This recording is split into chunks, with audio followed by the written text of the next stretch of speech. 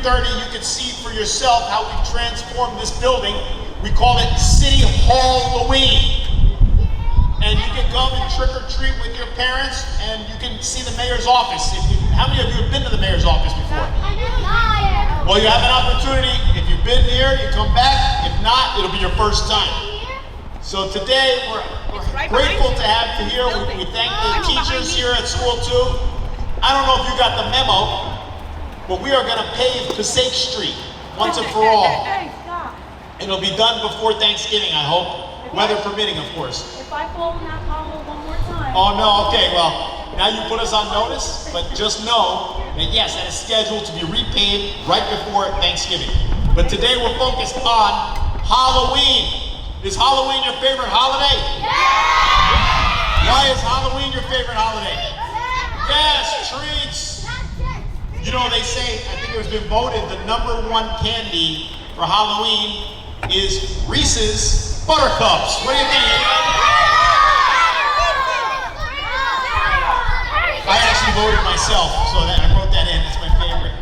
We got Snickers. Who likes Snickers? Milky Way. I love it. How about Three Musketeers? I like those. Look, we have the founding fathers behind it. It's George Washington, John Jay, and Alexander Hamilton. Yeah, the founder, right? So, have any of you heard about the legend of Sleepy Hollow? No! Oh, you're in for a real treat today on Halloween. The legend of Sleepy Hollow, I won't reveal too much, no spoiler alerts here, but the legend of Sleepy Hollow took place not too far from here. That's right. In fact, it was upstate New York, near Tarrytown, and the village was Sleepy Hollow.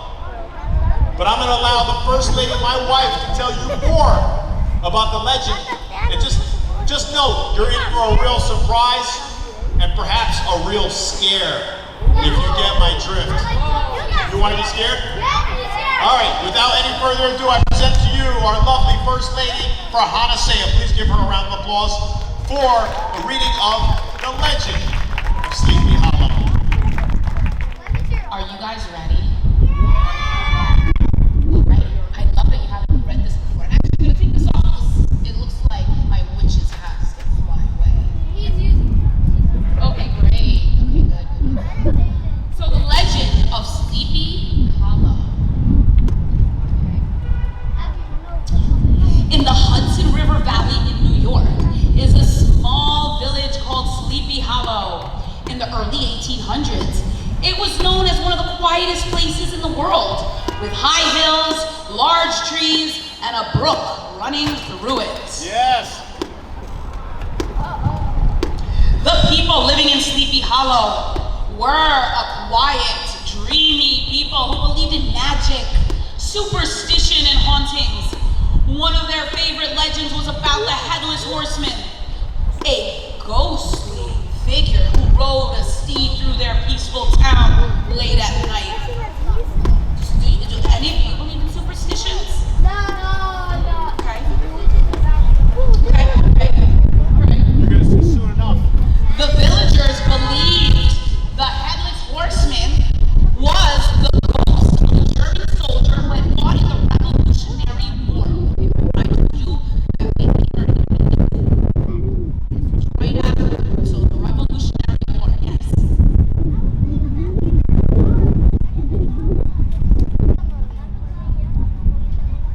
Oh, okay, so she saw this in a math game. Okay, I'm gonna continue, all right? We'll see some more. Rumor was he lost his head when a cannonball hit him. As a ghost, he rolled through the town at night looking for his head. His nightly ride was swift because he needed to return to the graveyard where his body was buried before sunrise. Do any of you think this Headless Horseman could be real? Superstition. We're learning some key words here, huh? Into this quiet, superstitious village came a young man named Ichabod Crane. He came from nearby Connecticut to be a school teacher to the village children. Ichabod was not a handsome man. He was tall and so lanky that his clothes were always much too short. He had large feet and a small flat head with large ears and a very long thin nose. In fact, Ichabod Crane looked very much like the bird that shared his name, the crane. Ichabod Crane's schoolhouse was located right next to the brook that ran through the town. It was a pleasant enough schoolhouse, and although Ichabod was a strict teacher, his students liked him. After school, Ichabod often visited their homes, staying for meals or even overnight. Like many teachers at that time, Ichabod did not have a house. Instead, he stayed for a week at a time with the families of his students. In exchange, Ichabod taught the children and helped out on the farms. That was a different time. There was a lot of farms. The teacher, he didn't have his own home. He just went from one student's house to the next. He was an itinerant pedagogue. Yeah. The women in the area liked Ichabod very much. They thought he was a smart gentleman with good taste. When Ichabod came to a farm, the women would set out tea and tasty treats for him. Ichabod, like the women, and paid them a lot of attention. He would share gossip from the village and tell them stories from his reading. And they would tell him haunted stories, such as the tale of the Headless Horseman. But Ichabod liked to be alone too. On nice afternoons after school, he would sometimes lie in the clover by the brook and read. He loved reading spooky stories. As darkness came, he would walk to whatever farmhouse he was staying at, and the sounds of the night would make his imagination run wild. Every bird, every cricket, every sound would bring to mind a spooky tale. Every shadow looked like it could be a ghost. To calm himself, Ichabod would sing church songs. And in the morning, when light had come, Ichabod would realize that the terrors of the night before had just been his imagination. All right, so he had no reason to be scared, right? Maybe reading a lot of spooky books kind of gets you there, right? Before long, Ichabod met a young lady named Katerina Van Tassel, who joined his weekly music class. She was beautiful and loved to tease the men who admired her. Like many in the village, Ichabod was fascinated by Katrina. His fascination grew when he visited her father's farm. The Van Tassel family was successful and wealthy. Their farm had pigs, geese, ducks, turkeys, and many crops. For such a skinny man, Ichabod had a huge appetite. He could eat and eat. When he saw the possible food at the Van Tassel farm, he fell even more in love with the beautiful Katrina. His mouth watered thinking about all the food the farm would provide, all the money they would have if he married Katrina, and they inherited the farm from her father. And so Ichabod set out to win Katrina's heart and her father's blessing for her hand in marriage. But it was not easy because many young men wanted to marry Katrina. One afternoon, Ichabod received an invitation to a party at the Van Tassel farm, and he excitedly rushed his students through their lessons so he could attend. He spent extra time getting ready so he would look his best. He even borrowed a horse to ride to the farm. Have any of you gotten on a horse before?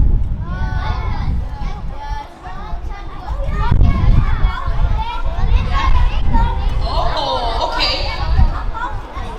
A pony. Okay, good. All right, okay. Unfortunately, gunpowder wasn't much of a horse, and Ichabod was still riding him. Gunpowder was short, thin, with knots in his mane and tail. He was also missing a pupil in one eye. Ichabod rode the horse with short stirrups, so his knees were pulled up nearly to his chin.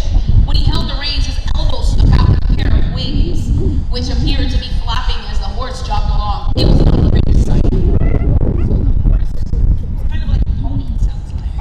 And he's a super tall guy. Are you okay? But Ichabod paid no attention to this. When he entered the party, his mouth watered because he looked at all the delicious food. He imagined future life of parties and food such as this if he married Katrina. After dinner, Ichabod joined the men in their custom of telling spooky stories. Who likes spooky stories? Yeah. Okay. Naturally, the popular story of the Headless Horseman was told. When the party broke up after a few hours, Ichabod stayed behind to have a few extra minutes with Katrina. He was certain he was very close to winning her hand in marriage, but instead, Katrina discouraged Ichabod's advances and left the farm with a heavy heart. So he was sad. He wanted to marry this woman. She was not interested. Sad and alone, Ichabod climbed on gunpowder and began the long ride home in the darkest hour of the night. He was the only rider on the roads.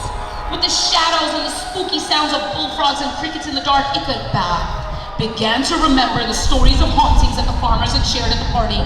He tried to sing to calm his nerves, but every shadow and sound startled Ichabod. When he came to a bridge over a swamp that was the site of some of the stories, he fearfully looked across it and into the dark, forbidding woods. He had to get over the bridge. So he was thinking about some of those stories. He's like, I don't want to go over the bridge with a horse by myself. Okay. So it sounds like a fire truck's passing by. It's very loud, so I'll give it a second to pass by. Okay. Hopefully everything's okay. Ichabod gathered his courage and gave Gunpowder a kick to encourage him, but Gunpowder refused to go, which made Ichabod even more nervous. The horse didn't want to go. Ichabod's fear increased as he looked over the bridge and into the darkness of the woods, where he now saw a towering black monster. Ichabod's hair stood up as icy fear ran through him. The figure was close and it was too late to turn and run. He had to face this beast. "Who are you?" he called twice. But there was no reply. It was nighttime, so he couldn't see who it was. Finally, Gunpowder decided to move, but when he did, the shadowy monster also moved. Ichabod encouraged Gunpowder to go faster. Come on, horse, faster! But the shadowy beast caught up with him, so Ichabod slowed Gunpowder to allow the beast to move ahead, but the beast slowed too. In a sudden patch of moonlight, Ichabod got a better look at the shadowy figure and froze. It was...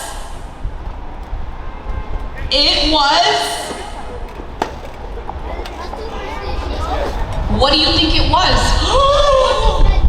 The Headless Horseman! Oh my God, it's the Headless Horseman. He's here in person. Oh my God, what happened to your head? What do you think? Do you believe in the Headless Horseman now? Yeah! It's a horse and the guy has no head. That's so crazy. Wow, okay, I'm gonna finish the book real quick and then you're gonna get to take pictures with the horse. Are you afraid? Are you excited? Okay, great. But his head wasn't missing. Instead, the large figure held the head on the saddle in front of him. So, he was actually holding it. In horror, Ichabod hit Gunpowder and forced the horse to run at full speed, but still the Headless Horseman kept up with him. So he was going faster and faster and faster.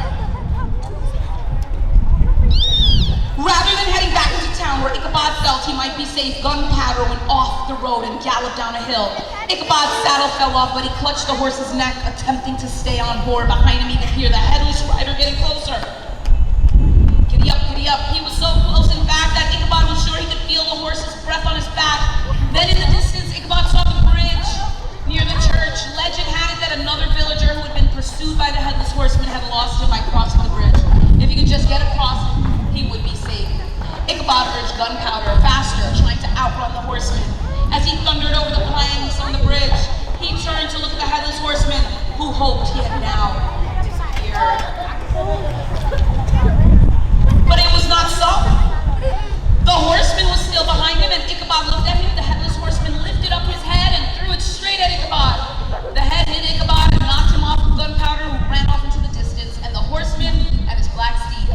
The next morning, Gunpowder and the saddle were found, but Ichabod was nowhere to be seen. The villagers searched for him, but found only footprints, along with Ichabod's battered hat and a smashed pumpkin next to it. Ichabod Crane was never seen in or around Sleepy Hollow again, and no one knows whether he fled in embarrassment or was a sad victim of the Headless Horseman. The villagers say they still hear his voice singing on dark nights. The end. Yeah! Really quickly, what did you like? Yeah, thank you. You're a great audience. What did you like about the book? Yes. I can't hear you. A little louder. Yeah, the Headless Horseman just came behind you guys. Yes.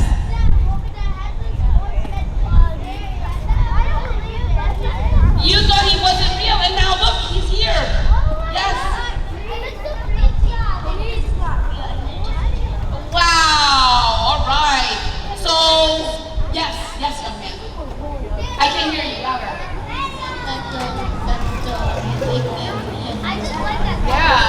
So, it's a spooky tale.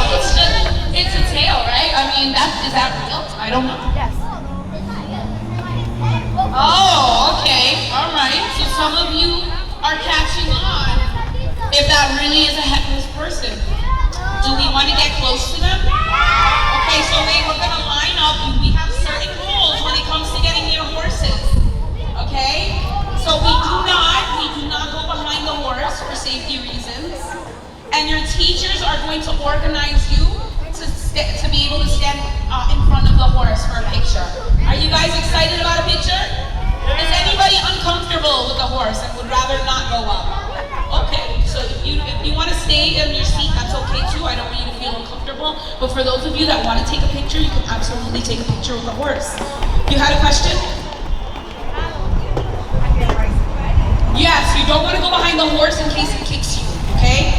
So definitely, good point. Yes, sir. Can we make it what? Make it jump? I don't think we can make it jump for safety reasons. Because it can jump, but there's not a lot of space, so I don't think that's a good idea. It's kind of cool to watch, I agree with you, but for your safety, we're not going to do that. Yes? Can you ride it? I don't know, because a headless horseman, he's territorial. He loves his horse.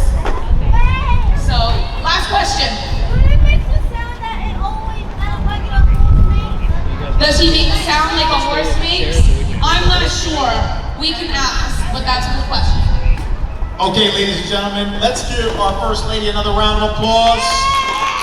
You are a great audience. Tell your parents, Sleepy Hollow's not too far from here, so if you ever want to take a drive, especially at night, and go see for yourselves, you might see him and his horse again. So, teachers, let's just do this in an orderly fashion. Do you want to do this in waves, or do you want everybody to just go up and, but no one behind the horse, please. Each class. Especially the horse had a big breakfast. You don't want to be behind that horse.